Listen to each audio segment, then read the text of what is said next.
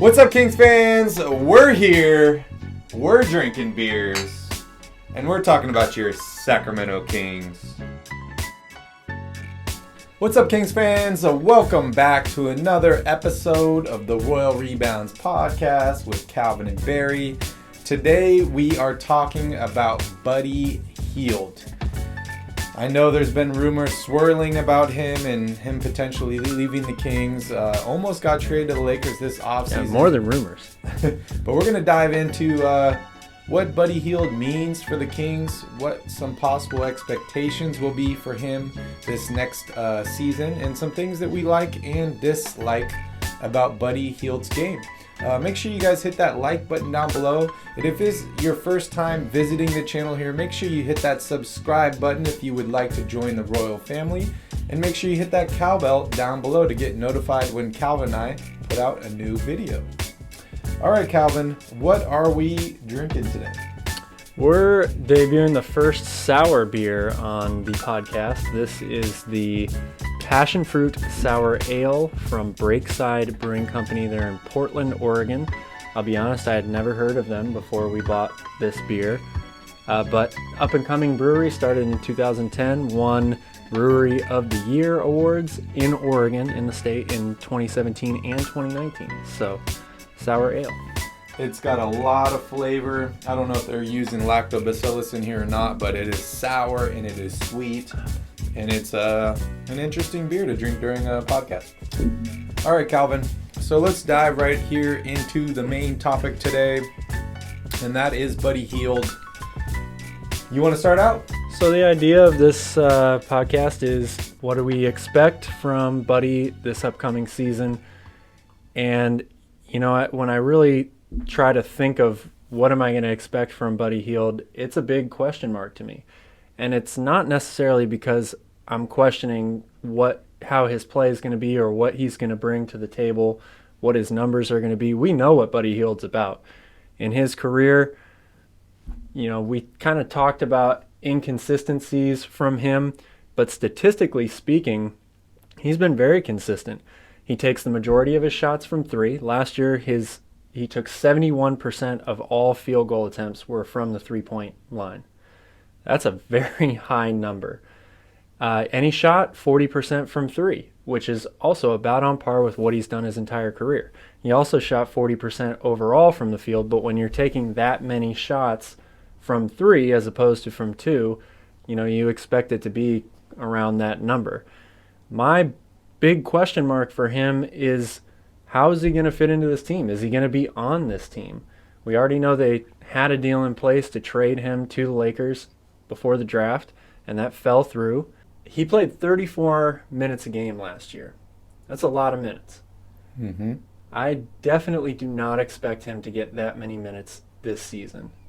We know Tyrese Haliburton is going to be a big part of this team, played 30 minutes a game last year. They're probably going to want to work him more into the lineup this season. And now you've got Davion Mitchell in there as well. This is a very guard-heavy team. Mm-hmm. I don't know whether Buddy will start or whether he'll come off the bench. That remains to be seen. His relationship with Coach Walton remains to be seen. We already know in the past there were some issues, or he was disappointed with the idea of coming off the bench. Is that going to be the case this year? Do you want to start Tyrese Haliburton? This is a guy who's averaged 16 points a game for his career. You know, I would expect him to be somewhere in the mid-teens in terms of points per game, whether he comes off the bench or not, just because he's a great shooter and he's going to take a lot of threes. But I think we're going to see a decreased role from him this year because of the guard-heavy lineup and because of the progression of Tyrese Haliburton. Yeah, I totally agree. Tyrese Haliburton mixed in with Davion Mitchell becoming a newcomer on the Kings. I really don't know exactly what to expect from Buddy Hield other than a bunch of three-pointers. But I want to start off today with, you know, the things that I really like about Buddy Hield. As you mentioned, 10.2 three-pointers per game. That ranked number 3 in the league behind Steph Curry and Damian Lillard. He made the second most threes this year at 282. And that's actually the 9th all-time, which is pretty good for only playing 71 games in a 72-game season. On that topic, Buddy Hield has been constantly healthy. He's been available for the Kings. He rarely ever misses time, and he's always there. And as you mentioned, 40% three-point shooter. He's also done a great job defending the three-point line. I'm not going to say that a lot about his defensive effort, but as far as guarding the three-point line, he's allowed his opponents to score less or to actually score 1 point less per game than average, which is good. Every other defensive assignment for him off the three-point line, driving to the basket, anything like that, he's done horrible. But guarding the three-point line, shooting the three-point shot, Buddy Hield has been very consistent, and he's been a professional. We all know about his work ethic. We know that he's a baller, he's a gamer, he loves to play. So all good things for Buddy Hield. As far as the negative side or the things that Buddy Hield needs to work on, for me, the number one thing is going to be getting to the free throw line. There's 33 games last year where Buddy Hield didn't shoot a single free throw. And that really hurts your team, especially for a starting two guard. You know, you could be a great three-point shooter, but if you're not driving to the basket, you're not going to get open looks. Everyone knows that you're a three-point shooter, and they're just going to guard you on the three-point line. There's an interesting stat here that I want to take a look at. So catch and shoot threes, Buddy Hield's knocking down 39%. With one dribble, 38%. And with two dribbles, his shooting percentage is almost 49% from three-point range, which is incredible. If he can get to the basket a little bit more, I expect him to get some more opportunities at the three-point line with that one or two dribble shot. Another thing that Buddy Hield really needs to work on is defense. Other than three-point line defense, Buddy Hield has been horrific. Opponents are averaging 4 more points per game against Buddy Hield in the shooting guard position at any other shot other than three-point. So those are two things for me that Buddy Hield really, really needs to work on. But I like the three-point shooting. I like the consistency from him. I like how he's been healthy and available. And I also didn't mention free throw percentage. Buddy Hield has been killing it from the free throw line his entire career. Over 80% shooter, which is something that you love to see, especially on the Sacramento Kings where the team has struggled shooting from the free throw line. Two more things that I really love about Buddy Hield. I know a lot of people talked about the contract and all that being a bad thing, but he's locked up for a couple more years. It was a front-loaded contract, so the next 2 years after this, it declines. It's $20 million a season, $18 million a season. Those aren't bad numbers. I know we've all been kind of struck here with the salary cap declining or staying steady because we've all been used to the past 5 or 6 years of it increasing every year and everybody signing these big deals. But I think that's going to continue. I think we hit kind of a small lull in that, but now stadiums are open, fans are back in the games, TV revenue is back up. So I anticipate the salary cap to be rising in the next couple years, and that $20 million, that $18 million cap hit is not a bad thing. As far as expectations, I really don't know. It's hard to say. Big question mark. With all these guards on this team, it is really, really hard to say. But I do know that Buddy Hield is going to continue shooting the three ball. You look at his stats, every year he shoots more and more from the three. I know they want to play fast-paced, up-tempo offense, so maybe he'll get some more shots. But honestly, for expectations, I really don't know.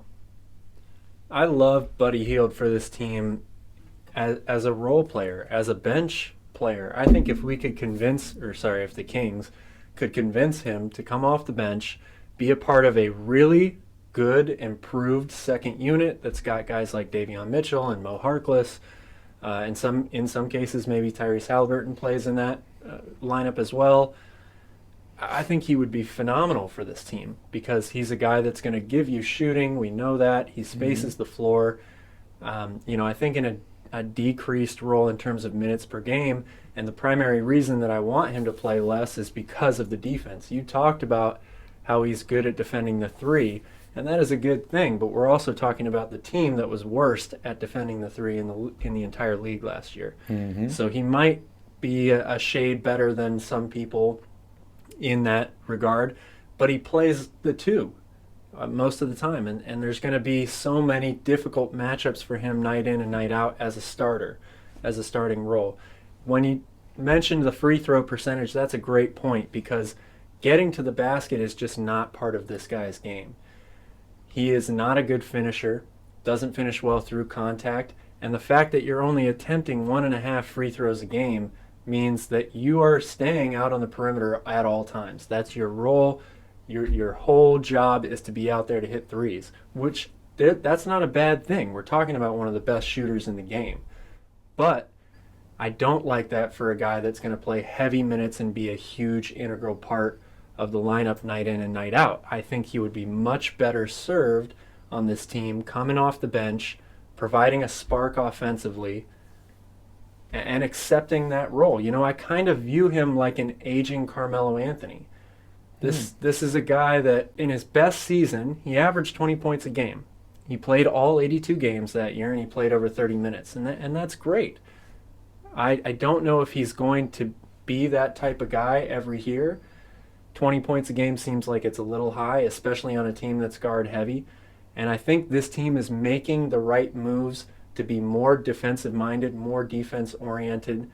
So having a guy like that who can come off the bench, light it up, be very streaky, hit 3 or 4 threes in a row in critical moments, but is not going to be somebody that we're counting on in the fourth quarter of a close game when you need your best defenders out there. Yeah, I totally agree. And you know, sometimes those field goal attempt numbers can be kind of skewed based on getting to the line, getting fouled, you get extra shots, and it doesn't count, right? But Buddy Hield is a great free throw shooter. It's one of his best aspects of his game, and he's simply not getting to the line. You look at last season, he averaged about 4 more minutes per game than his 20-point per game season, shot the ball about the same, and he's down 4 points per game. What does that tell you? Well, that tells me that the only thing he's doing on offense is waiting for the ball to come to his hands for a three. That's it. Which, again, I'm not saying that that's a bad thing, because he's a phenomenal shooter. And in today's NBA, you've got to have people that can stretch the floor and shoot from outside. So he's definitely a vital piece to have. But he's not, in my opinion, a starting level shooting guard in this league. To me, the best shooting guards in this league are guys that are two-way players, guys that can both shoot from outside and can get to the basket, can get to the free throw line consistently. And that's just not in his game. I don't know if it's more of a system thing, or it's something that as he has grown into his game, he's realized, hey, I can shoot, so that's what I'm going to do. I think it's probably a combination of both. You know, obviously shooters are going to shoot. They've got all the confidence in the world, and when you can shoot 40% from 3 every year, you're going to put it up all the time. There is no doubt about that. But I do think that he struggles to create for himself off the dribble. I think that he struggles finishing, and that is what gets you to the free throw line, not shooting from the outside. So, yes, he can knock down free throws with the best of them, but you have to get to the free throw line in order to do that. You do. And, you know, Buddy Hield had a career high in three-point attempts last season. He had a career high in assists per game last season. So obviously he's been very, very involved and integral in the Kings offense. He just needs to pick it up on the defensive end of the floor, and he needs to get to the basket more. And you got to think about the team that's around him too, right? Especially with the additions now of Haliburton and Mitchell. These are all guys who can get to the basket at will. De'Aaron Fox, Haliburton is not necessarily as quick as De'Aaron is, but he can get to the basket. Very, very smart player and has good handles. Davion Mitchell is a phenomenal shot creator, can get to the basket very easily. He needs to improve his free throw shooting once he gets there. But, you know, the style here with the idea of Marvin Bagley in the corner, Buddy Hield outside, that's what you want from him. You don't necessarily, you're not going to rely on him to handle the ball too much. He has a super lightning quick release, so the idea is ball gets in his hands, it's going up every time. Yeah, and why would you pass the ball if you're open or if you think you can make the shot and you're the best shooter on your team, why would you pass it to a guy that's not as good of a shooter as you? Right. Which is amazing that he averaged a career high in assists last year. Yeah. But it just shows how much he's getting the ball, how much he is involved. They obviously seem to feel like he is a part of this Kings franchise, although they're bringing in other pieces. They did have a trade for him this last offseason. So the one question that comes to mind for me, Calvin, is do you think Buddy Hield will be on this Kings roster at the start of the season? One. And two, do you think he'll finish the season with the Kings? I definitely think he will be on the roster to start the season. We're only a couple weeks away from training camp. Outside of that one deal that was in place with the Lakers for Kuzma, I haven't really heard anything necessarily about him moving. I think the Kings would like to move him to Philadelphia for he who will not be named. But we all know we'll just call him BS yeah. from now on. But we all know that Philadelphia is looking for something more than that. I'm sure they would like to have a shooter like Buddy, but they're looking for something more than that. So it seems like at this point, you're probably going to roll with him into training camp, preseason, and to start the year. Will he finish the year on the Kings? I don't know. If this team is doing well, if they're in playoff position, I would be surprised to have a situation where he gets traded just because you're already winning or you're in playoff contention and you've got one of the best shooters in the league on your team. That's a valuable asset to have. To me, it's really how many minutes a game is he going to play? What's his role going to be on this team? And do you start Tyrese Haliburton over him? That to me is the biggest question that the Kings have to answer for this season. Yeah, if you're a championship team or a team with championship aspirations, Buddy Hield looks great on paper to you, right? He's a three-point shooter. He can defend the three-point line, and he's a great free throw shooter. Those are all good attributes that help you in the playoffs. But are you going to have enough to make a team like the Kings pull the trigger on a trade? He makes over $20 million a season, so you'd have to end up packaging some young players with maybe an overpaid veteran or somebody that's due a lot of money. I don't see that working out for the Kings, because if I'm the Kings, I'm not trading Buddy Hield unless I'm getting, something good in return. So I think you're right. And I expect Monty McNair to have good judgment with whatever it is that the deal is that's placed in front of him. I don't think you're just going to see Buddy Hield traded because the Kings feel like they have to get him out of there, Yeah. I definitely could see the season starts, Buddy Hield is in the starting rotation, they start to lose a bunch of games, they feel like it's time to make a change, Tyrese Haliburton moves into the starting lineup, Buddy Hield's not happy anymore with his role. As the year continues on, Tyrese gets more and more play, Buddy Hield continues to come off the bench, and then you start to hear him say, well, I don't want to be here anymore. I think you should move me to another team. I could definitely see that happening. I think Buddy Hield's got the work ethic where no matter what, he'll show up and play. He might not be happy on the team, and he might voice his concerns, but I think he'll be there. I think he'll be ready to play, and that's pretty much all the Kings can ask for at this point. But, guys, let us know down below in the comments how you feel about Buddy Hield, if you think he'll end up getting traded, or if you want him to stay on the Kings, and what you expect from him this next upcoming season. If you guys are interested in any cool Kings gear, make sure you guys check out our team store at royalrebounds.com. Calvin is modeling one of our Royal Rebounds t-shirts here. It's a beautiful thing, Calvin. Yeah, check it out. Shop away. Well, we want to thank you all for joining us on another episode of the Royal Rebounds podcast. Please make sure you guys hit that like button down below. Make sure you hit that subscribe button to join the Royal family. And make sure you hit that cowbell to find out when Calvin and I put out a new video. Hit it hella times. Hella times. All right, guys. Well, thank you again. And in the meantime, go Kings. Go Kings. Thanks for watching.